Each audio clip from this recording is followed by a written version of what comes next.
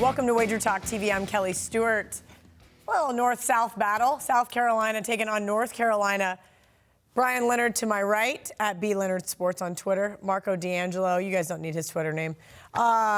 This is an interesting game here because I feel like a lot of people are really high on South Carolina this year. I am not one of those people. I was cheating a little bit, reading Mark Lawrence's playbook because, well, I do way too much media stuff and now I'm behind. And I'm looking, I'm going, South Carolina, toughest schedule this year. Brian, what do you make of that? Toughest schedule in the country. South Carolina will be the best team that you never hear of this year because of the schedule they play. They've got a ton of talent on this team. I love the coaching on this team. Problem is, when you play in the SEC and you get the draw that they had this year, they're not going to win a lot of games.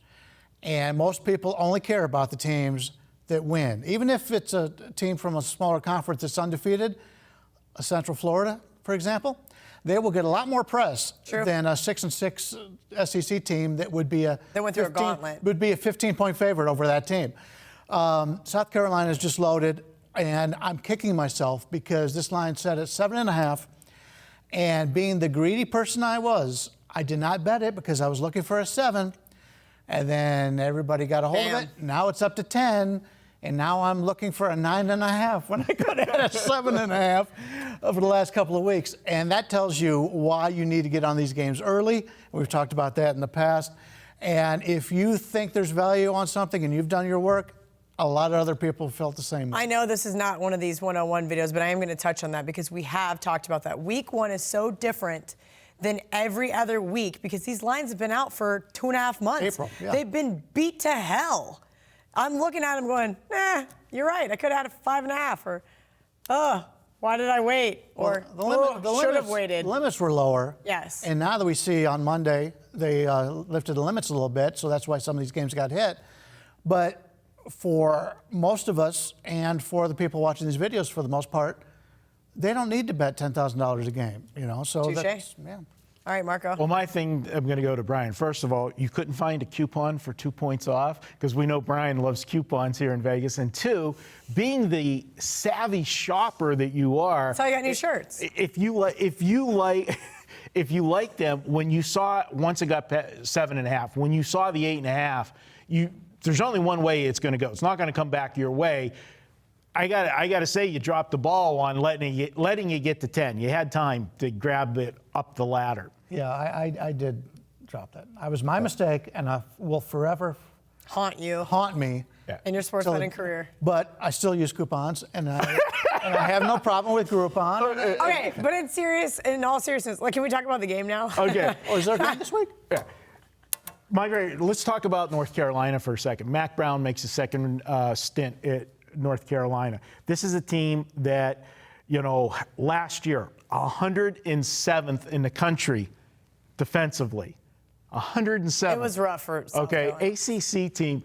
I mean, just if you take all, there's 130 teams in the country, and you take all those small conferences, they were worse than a lot of small conference teams defensively.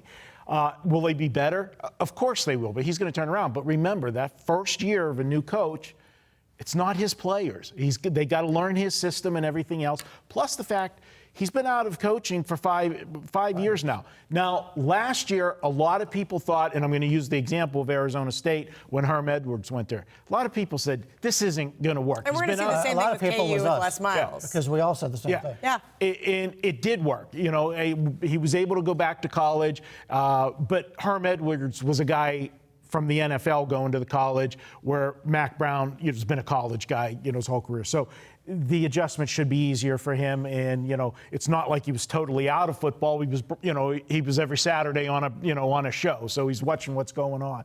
But the game might have passed him by a little bit as far as the offense goes. We saw when he was at Texas at the end, that offense wasn't very imaginative. And that's really what ended up getting him out of there. And in the ACC, where nobody plays defense, everybody plays offense, you got to score points. And against this South Carolina team in Muschamp, his strength over the years have been his defenses. Last year wasn't quite so. His defense, let down. But I think the quality level of everything that he's got coming back, and yes, they got a tough schedule, but this isn't one of them. grab them now while you got the chance. And You don't think you're too late to the party at this point? Like Brian said, like he's kicking himself. You are kicking yourself, but again, in some time we're going to have a debate and do a video, and that's a whole talk. Do you want a losing ticket at a good number, or do you want a winning ticket at a bad number? I'll take the winning ticket at a bad number all the time. In the 10, in this instance, the only thing that can hurt you from the 9.5 is falling on 10. And what happens? You get your money back. It's not. Now, if this was 10.5 and you missed the 10 and it's 10.5, that's a totally different story. You're not as in bad shape as you were. Yes, you should have had the 9.5, but I can live with taking the 10. That's the same thing I thought when it was 7.5. I could lose. I pushed on this.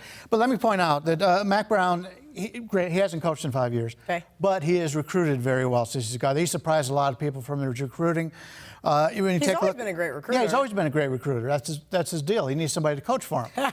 But North Carolina's ranked 26th in the country in recruiting, and South Carolina's 19th. So they're very comparable. But North Carolina's got a new coaching staff coming in with a freshman quarterback, going against an SEC. I can see a yawn coming on. Yet an SEC defense that they don't see very much. And I just wanted to point this out. Because Clemson in the ACC beat the SEC champion, Alabama, it would not surprise me if the teams from the SEC or they're playing the ACC will run up a score this year.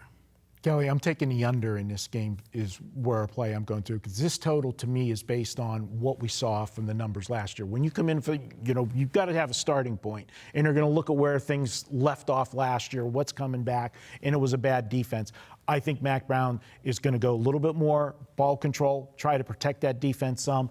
And as I said, South Carolina, in years past, his teams, Muschamps, they are more defensive-minded. I'm going to go under the 63.5. I think this total's a little high.